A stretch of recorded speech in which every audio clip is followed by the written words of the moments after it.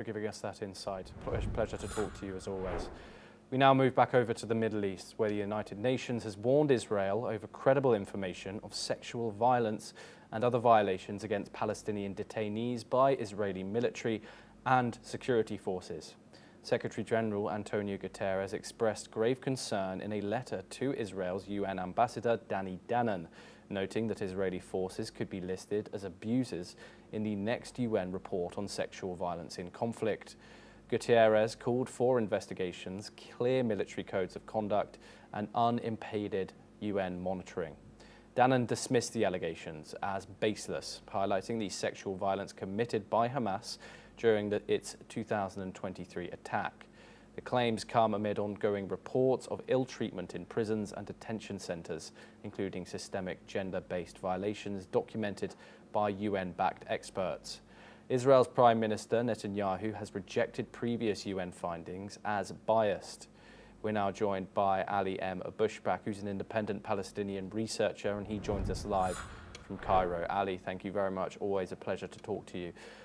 What more can you tell us about these allegations, which the UN has found, of systemic sexual violence, sexual abuse via Palestinian detainees in Israeli custody? Thank you, Thomas, for having me. The thing is, since the beginning of the war, there is a several of cases for the Palestinian women who demanding that there is a sexual harassment and the sexual attack for the women when Israel invaded Gaza City and when the Israel especially start its operation in northern part Gaza and ask the people to, the civilian to displaced to south part in Gaza.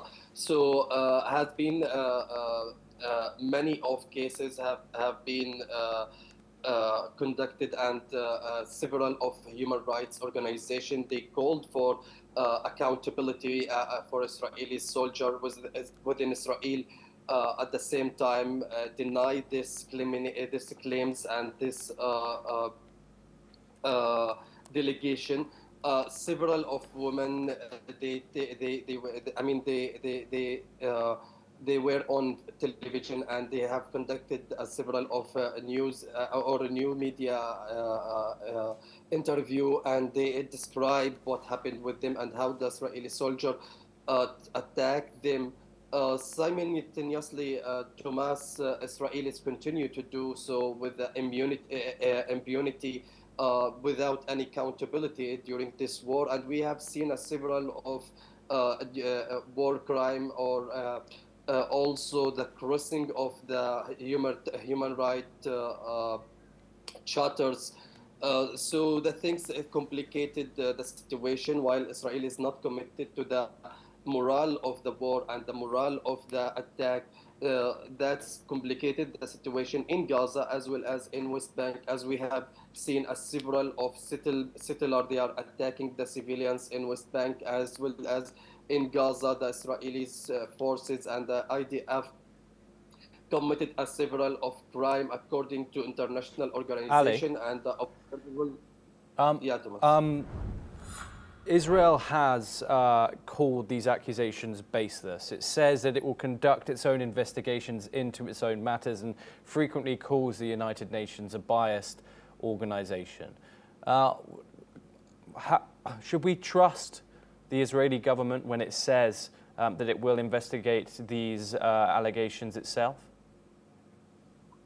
Thomas, definitely the Israel government and the coalition Israeli government, they will deny and reject such kind of claims or this kind of a statement, but they will say in front of the international community, what they will say in front of the international opinion. So that's embarrassing them, and that's put them in the risk, and that's countering the Israeli narrative that Israel, it's the most democratic country in the region, in the Middle East, among of these Arab region who doesn't respect the human rights. That's definitely embarrassed Israel. But we have seen the ugly face of the Israeli ministry on the media, and that's also frustrated of the Israeli journalists. They are always lambast Israelis ministry who's